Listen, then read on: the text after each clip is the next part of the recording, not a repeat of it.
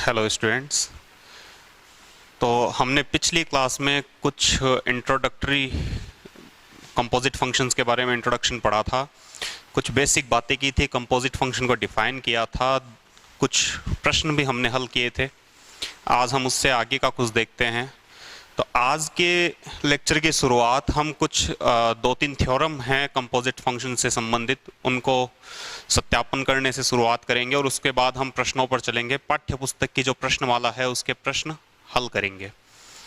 चलिए, तो हमने दो बातें देखी थी। संयुक्त फलन हम पढ़ रहे थे। दो बातें हमने देखी थी कि फलनों का संयोजन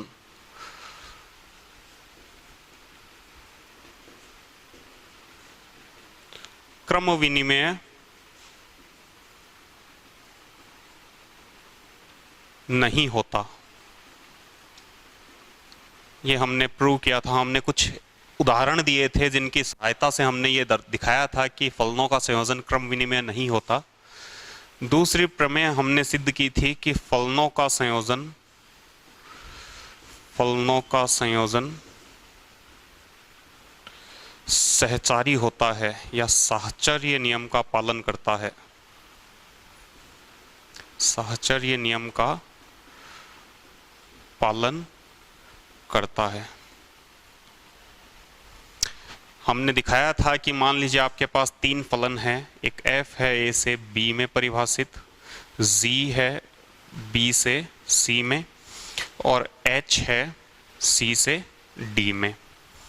तब हमने देखा था कि इनके संयुक्त फलन किस प्रकार से परिभाषित हो सकते हैं। एक तो ZOF परिभाषित हो सकता है, कहाँ से, a से c में, और HOG परिभाषित हो सकता है B से D में। फिर हम इनका फिर से संयोजन करें तो ZOF को H के साथ संयोजित किया जा सकता है, तो हम HOZOF परिभाषित कर सकते हैं, कहाँ से, A से D में।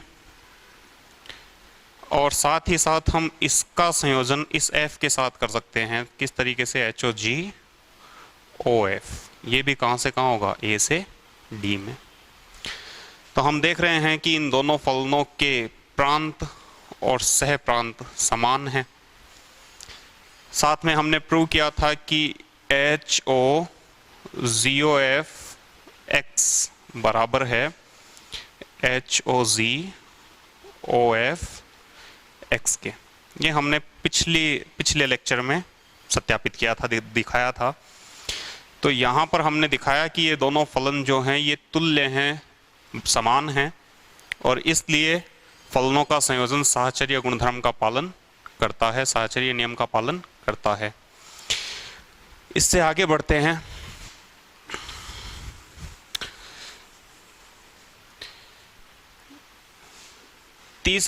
तीसरी प्रमेय है कि यदि किन्हीं दो एकेकी आच्छादक फलनों का संयोजन भी एकेकी आच्छादक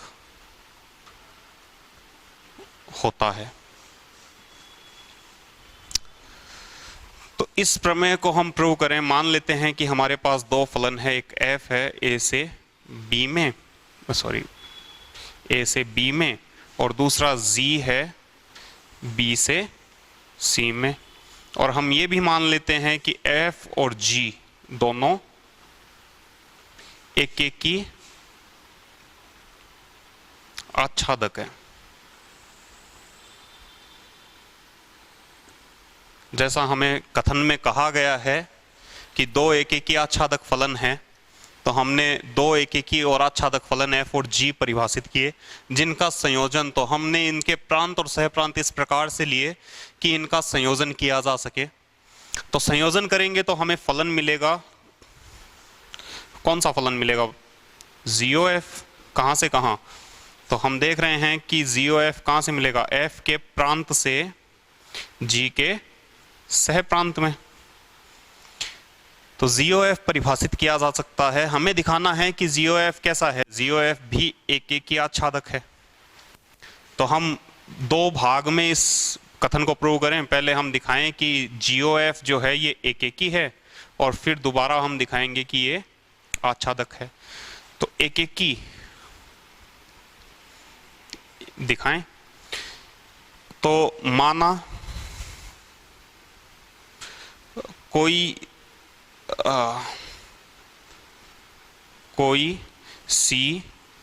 C में इस प्रकार है कि GOF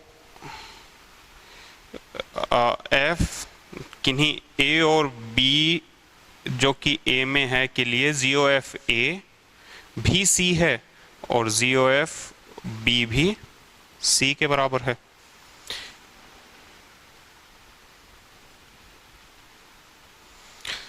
ठीक है, इसका मतलब A का प्रतिबिंब और B का प्रतिबिंब दोनों समान है। तो हमें क्या दिखाना है कि यदि दो अवयवों के प्रतिबिंब समान है तो हमें दिखाना होता है कि वो अवयव भी समान है, तब फलन कैसा होगा, तब फलन एक एक ही होगा। सही है। तो इसका मतलब ये हुआ कि ZOF A और ZOF B दोनों बराबर हैं। संयोजन की परिभाषा हमें कहती है कि इसको इस प्रकार लिखा जा सकता है GFA और इसको लिखा जा सकता है GFB। ठीक है। अब चूंकि G जो है G एक एक की फलन है, G एक एक की फलन है, इसका मतलब क्या हुआ कि जब कभी भी GX और GY बराबर हैं तो हम कह सकते हैं कि X और Y बराबर है। क्यों? क्योंकि G एक एक ही दिया गया है। तो इस बात को हम यहां काम में लें तो ये हमारे लिए X है और ये हमारे लिए Y है।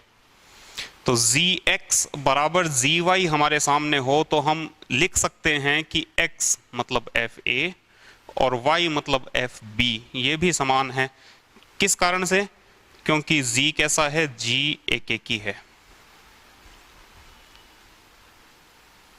क्लियर? पुनः हमें यह भी पता है कि F कैसा है, F एक एक ही है। F एक एक ही है तो F के लिए भी हम कह सकते हैं कि यदि Fx और Fy बराबर हैं तो इसका मतलब X और Y बराबर हैं। किससे? F एक एक की परिभाषा से। तो इसका मतलब X की जगह तो हमारे पास क्या है A और Y की जगह हमारे पास क्या है B। तो हम इसको लिख सकते हैं कि A और B आपस में बराबर है, चूंकि F कैसा है, एक एक की। क्लियर? तो हमने दिखाया कि ZOF के लिए X की जगह A है और Y की जगह B है, तो ZOF X और ZOF Y बराबर हैं। इसका मतलब X और Y या A और B बराबर हैं। क्लियर है? तो इसका मतलब क्या हुआ कि ये ZOF कैसा है? इसका मतलब हुआ कि ZOF एक एक ही है।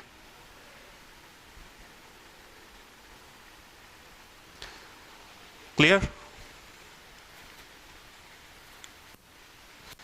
तो आपको समझ में आया होगा कि ZOF A और ZOF B बराबर है। इसका मतलब हम कह सकते हैं कि A और B भी बराबर है, और अगर ऐसा है तो हम कहेंगे कि ZOF कैसा है, ZOF एक एक ही है। स्पष्ट है? चलिए अब हम सत्यापित करेंगे कि GOF कैसा है। GOF आच्छादक है।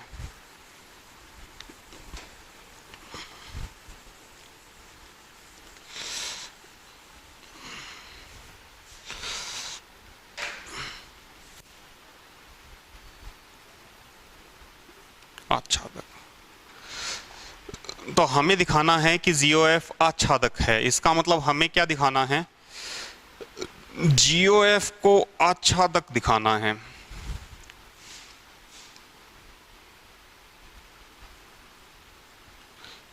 सही है। और यदि इसको आच्छादक दिखाना है, इसका मतलब क्या है, आच्छादक की परिभाषा कहती है कि ZOF का सह प्रांत परिसर के समान होना चाहिए।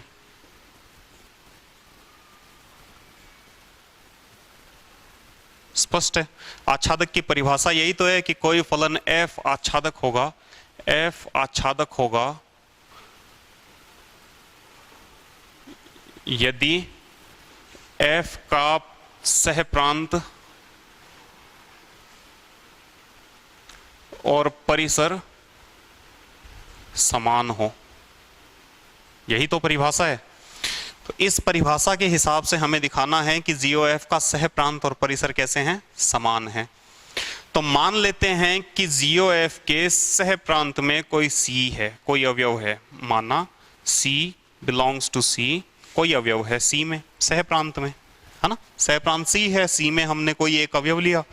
हमें क्या करना है, हमें दिखाना है कि यह अवयव किसी ना किसी अवयव जो कि A में है का प्रतिबिंब है। तो कैसे दिखाएं? तब चूंकि G आच्छादक है, G कैसा है, आच्छादक, है ना, G आच्छादक है तो G B से C में ही तो परिभाषित है। इसका मतलब G आच्छादक है तो G का परिसर और सह प्रांत समान है। इसका मतलब क्या हुआ, इसका मतलब हुआ कि G के प्रांत में कोई अवयव है जिसका प्रतिबिंब ये C है ना। चूंकि G आच्छादक है, अतः हमारे पास there exist B in B, एक B इस प्रकार से होगा, इसको पढ़ते हैं देयर एग्जिस्ट, इसका मतलब है कि इस प्रकार से है, इस प्रकार से एक B हमारे पास B में है। B क्या है, B G का प्रांत है। तो G के प्रांत में हमारे पास एक अवयव है ताकि G B बराबर कितना हो, C हो। क्लियर? तो हमने कहानी शुरू करी C से, हम पहुंच गए B में। अब B चूंकि किसका सह प्रांत है, F का, और F भी कैसा है, F भी आच्छादक है। इसका मतलब क्या है, इसका मतलब है कि F यदि आच्छादक है तो प्रत्येक अवयव जो इस सह प्रांत में है के लिए कोई ना कोई अवयव यहां अवश्य होगा जिसका प्रतिबिंब वो अवयव है। पुनः चूंकि F कैसा है, आच्छादक, F आच्छादक है, इसलिए हमारे पास there exist A in A, ताकि F A बराबर कितना हो, B हो। सही है। अतः ZOF A कितना आएगा, ये आएगा Z ऑफ FA, ये आएगा Z ऑफ FA कितना है, B, और Z ऑफ B कितना है, C। इसलिए हमने जो C हमने लिया था यह स्वैच्छिक था, इसके लिए हमने एक बिंब ढूंढ दिया जिसका कि यह C क्या है, प्रतिबिंब है। इसका मतलब C में ऐसा कोई भी अवयव नहीं है जिसके लिए बिंब ना हो। इसका मतलब कि ये C जो है यह पूरा का पूरा ZOF का परिसर ही है, इसलिए ZOF कैसा है, ZOF आच्छादक है। स्पष्ट है।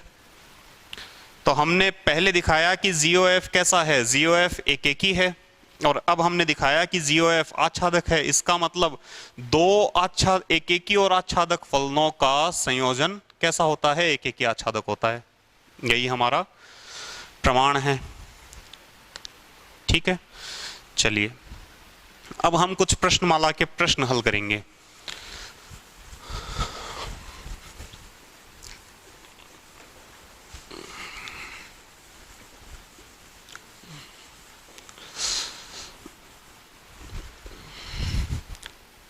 तो तीसरा प्रश्न जो आपका है वह कुछ इस प्रकार से है कि f आपको दिया गया है r प्लस से आर प्लस में, और जी भी आपको दिया गया है आर प्लस से आर प्लस में। किस तरीके से कि एफ एक्स बराबर तो है एक्स स्क्वायर और जी एक्स बराबर है अंडर रूट एक्स। हमें इनके संयोजन निकालने हैं एफ ओ जी और जी ओ एफ। हमें पूछा गया है कि एफ ओ जी क्या होगा और जी ओ एफ क्या होगा। तो हम पहले एफ ओ जी की बात करें। एफ ओ जी परिभाषित है क्या? जी बिल्कुल, एफ ओ जी परिभाषित है। कहां से होगा? तो जी के प्रांत से एफ के सह प्रांत में, मतलब आर प्लस से आर प्लस में। और इसी तरह जी ओ एफ भी परिभाषित होगा कहां से कहां? एफ के प्रांत से जी के सह प्रांत में। सही है। चलिए अब हम एफ ओ जी एक्स की बात करें। तो एफ ओ जी एक्स क्या होगा? ये होगा एफ ऑफ जी एक्स। लेकिन जी एक्स क्या है? जी एक्स तो अंडर रूट एक्स है। तो यहां अगर x है तो हमारे पास फलन उत्तर देता है एक्स स्क्वायर। तो अगर x की जगह हमारे पास अंडर रूट एक्स है तो हमें उसका स्क्वायर कर देना है, अंडर रूट एक्स का स्क्वायर। तो ये क्या मिलेगा हमें? x। तो इसका मतलब एफ ओ जी एक्स क्या आया? ये आया x। ठीक है। चलिए अब हम जी ओ एफ की बात करें। जी ओ एफ एक्स क्या होगा? G of f x. लेकिन एफ एक्स क्या है? एफ एक्स एक्स स्क्वायर है। एफ एक्स क्या है? एक्स स्क्वायर है। जी ऑफ एक्स स्क्वायर। तो अगर जी में यहां एक्स है तो उत्तर अंडर रूट एक्स मिलेगा। तो अगर यहां हमारे पास एक्स स्क्वायर है तो हमें क्या कर देना है? Under root x square. और ये उत्तर में हमें क्या देगा? एक्स। एक्स। इसका मतलब जी ओ एफ एक्स कितना मिला हमें? हमें एक्स मिला। तो ये हमने ज्ञात कर लिए। प्रश्न में आगे पूछा है कि क्या ये तुल्य फलन है? क्या ये दोनों फलन तुल्य हैं? तो हम देख रहे हैं कि यहां पर दोनों फलनों के प्रांत समान हैं, सह प्रांत भी समान है, और समान अवयव का प्रतिबिंब, जैसे x यहाँ दोनों समान अवयव हैं तो इनके प्रतिबिंब भी समान बन रहे हैं। इस स्थिति में हम कहेंगे जी हाँ एफ ओ जी व जी ओ एफ तुल्य हैं। स्पष्ट है। तो ये आपका उत्तर हुआ इस प्रश्न का। सही है। चलिए अब हम अगला प्रश्न देखते हैं।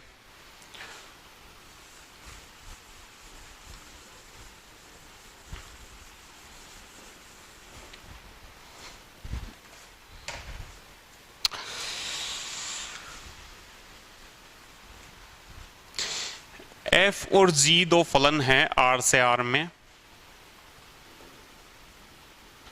किस प्रकार से है कि एफ एक्स बराबर तो है 3x प्लस 4 और जी एक्स बराबर है 1/3 x माइनस 4। आपसे पूछा गया है कि एफ ओ जी एक्स ज्ञात करो। एफ ओ जी एक्स कितना? जी ओ एफ एक्स कितना? और एक बात और पूछी गई है कि जी ओ जी का मान 1 पर कितना। चलिए तो हम करें इस प्रश्न को। स्पष्ट है कि एफ ओ जी और जी ओ एफ दोनों परिभाषित होंगे क्योंकि चारों समुच्चय ए बी सी और डी सभी के सभी आर हैं, वास्तविक संख्याओं का समुच्चय है। इसका मतलब कि एफ ओ जी भी कहां से कहां परिभाषित होगा? आर से आर में। और जी ओ एफ भी कहां से कहां परिभाषित होगा? आर से आर में। और जी ओ जी भी कहां से कहां परिभाषित होगा? आर से आर में। ठीक है। हम एफ ओ जी एक्स की बात करें तो ये कितना होगा? F of g x.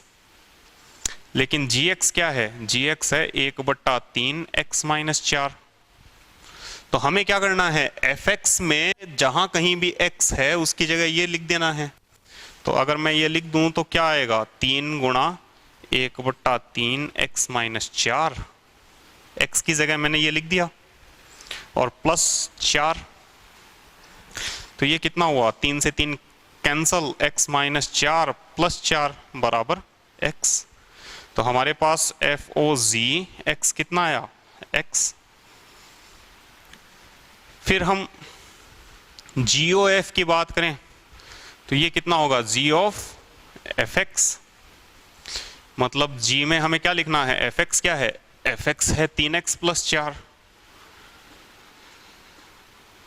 और G का मान हमें निकालना है 3x प्लस 4 पे। इसका मतलब जहां कहीं भी x दिख रहा है उसकी जगह हमें क्या लिख देना है, 3x प्लस 4।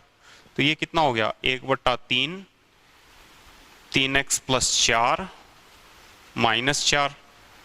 तो आप देख रहे हो कि 4 से 4 कैंसिल हो जाएगा, तो ये हुआ 1/3 3x और ये आया x। मतलब GOF x भी कितना है, x है। क्लियर। फिर हम बात करें GOZ का मान 1 पर, तो पहले हम GOZ1 निकालें। तो इसका मतलब हुआ G ऑफ G1। दो तरीके हैं इस प्रश्न को करने के, आप या तो पहले GOGX निकाल सकते हो इसी तरीके से जैसे हम अभी तक निकालते हैं, फिर x का मान 1 रखा जा सकता है, या फिर हम सीधा x का मान 1 लेकर हमारा प्रश्न हल कर सकते हैं। तो ये हुआ G ऑफ G1। तो यहां G में x की जगह हमें 1 लिखकर इसका मान निकालना है। तो कितना आएगा, 1/3 1 माइनस 4। क्लियर। gx में x की जगह 1 लिखकर मान निकालना था हमें। तो ये कितना आया, g ऑफ -3/3 -1। क्लियर। अब हमें g ऑफ -1 निकालना है, तो g ऑफ -1 के लिए x की जगह कितना लिखना है, g में फिर से -1। तो हम -1 लिखें तो ये हो गया 1/3 -1 -4, तो -5/3। ये हमारा क्या है, उत्तर। क्लियर। चलिए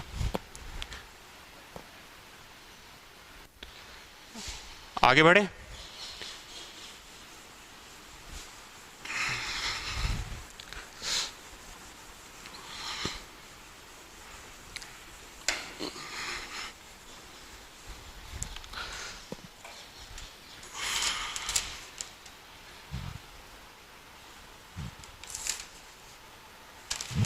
अगला प्रश्न है 5वां। हमें 3 फलन दिए गए हैं, FGH, F भी R से R में, G भी R से R में, और H भी R से R में। मतलब वास्तविक संख्याओं के समुच्चय पर ही परिभाषित है तीनों फलन। किस प्रकार से है कि fx बराबर x² है, gx बराबर cos x है, और hx बराबर 2x + 3 है। हमें पूछा गया है कि HOGOF का मान √2π पर कितना है। √2π पर इसका मान ज्ञात करना है हमें। तो हम वैसे ही हल करेंगे। इसको मैं लिख सकता हूं h ऑफ GOF का मान किस पर, √2π पर। इसको मैं फिर से लिख सकता हूं h ऑफ G का मान f √2π पर। क्लियर। तो हमें सबसे पहले क्या निकालना है, f का मान निकालना है √2π पर। HG f क्या करता है, fx है x²। मतलब यहां पर आप जो भी इनपुट दे रहे हैं x, ये उसका वर्ग करके उत्तर देता है। तो यहां पर भी f क्या करेगा, इसका वर्ग कर देगा। तो हमारे पास उत्तर कितना हुआ, √2π का स्क्वायर। सही है। तो ये हो गया h ऑफ g 2 पाई। अब हमें g 2 पाई का मान निकालना है, ये कितना आएगा? तो हम g में x की जगह कितना लिखें? 2 पाई।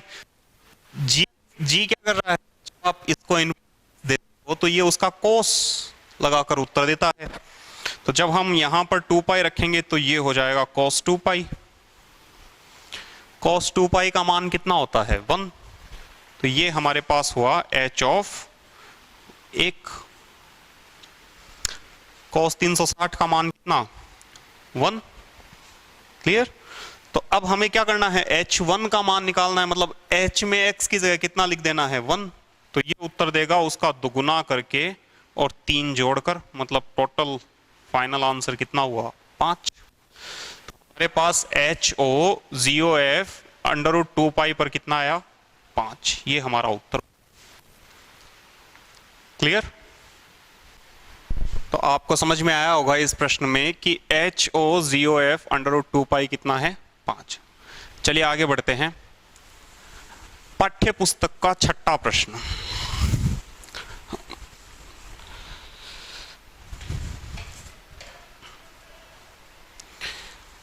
प्रश्न है कि f और g दो फलन हैं, किस प्रकार से? r से r में। g भी कहां से कहां? r से r में।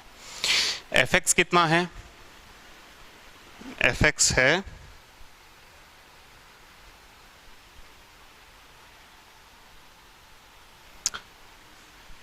2x प्लस x की पावर -2 और gx है x की पावर 4 प्लस 2x प्लस 4। चलिए, तो हमें GOF x ज्ञात करना है, ZOF x ज्ञात करना है। तो हम इसको ज्ञात करते हैं, कितना होगा? तो ये हुआ g ऑफ fx, मतलब g में fx क्या है? fx है 2x प्लस x की पावर -2। g में हमें x की जगह क्या लिख देना है? 2x प्लस x की पावर -2। तो ये हुआ 2x प्लस x की पावर -2 की power 4 plus 2 into 2x plus x की पावर -2 प्लस 4। तो ये आपका उत्तर हो गया। अगर आप इसको और ज़्यादा सरल करना चाहो तो आप कर सकते हो, अन्यथा ये हमारा इस प्रश्न का उत्तर हो गया। क्लियर? तो हमें बस इतना ही पूछा था कि ZOF x कितना है। ZOF x हमने निकाल दिया कि ये है जी। चलिए आगे बढ़ते हैं।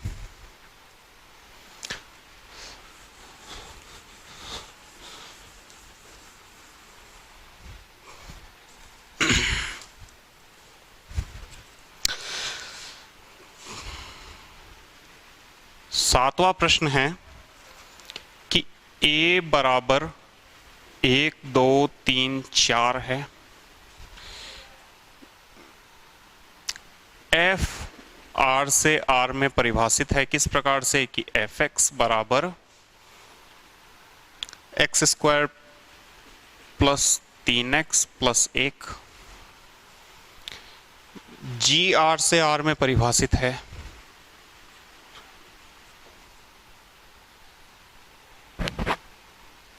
gx बराबर 2x माइनस 3।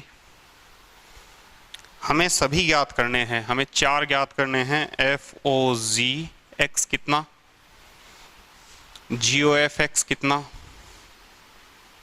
फिर FOF x कितना?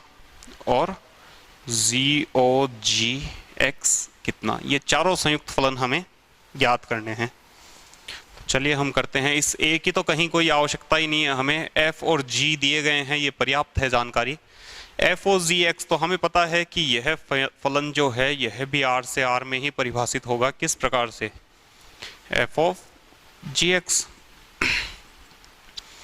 gx क्या है? 2x माइनस 3, इसका मतलब f ऑफ 2x माइनस 3। तो हमें x की जगह कितना लिख देना है? 2x minus 3, 2x minus 3 whole square plus 3 into 2x minus 3 plus 1। आप इसको आगे हल कर सकते हैं, सरल कर सकते हैं। करना चाहें तो 4x² माइनस 3 दूनी 6 दूनी 12x plus 9 plus 6x minus 9 plus 1, 9 से 9 cancel, 4x² minus 12 plus 6 minus 6x plus 1। ये हमारा संयुक्त फलन आया। जी ऑफ एफ एक्स की बात करें तो ये कितना होगा, जी ऑफ एफ एक्स, तो ये हुआ जी of x² plus 3x plus 1, क्योंकि एफ एक्स क्या है हमारा, x² प्लस 3x प्लस 1। जी में x की जगह ये लिखें x² प्लस 3x प्लस 1, हल कर दे, 2x² plus 6x plus 2 minus 3 minus 1। Clear. F o f x की बात करें तो ये कितना होगा, f of f x, f of f x क्या है, x² प्लस 3x प्लस 1। फिर से हमें x की जगह यही लिखना है, f में x की जगह क्या लिखना है, x² प्लस 3x प्लस 1, तो लिखें तो ये हो जाएगा x² प्लस 3x प्लस 1 का whole square plus 3 into x² plus 3x plus 1 plus 1। आप इसको आगे हल कर सकते हैं।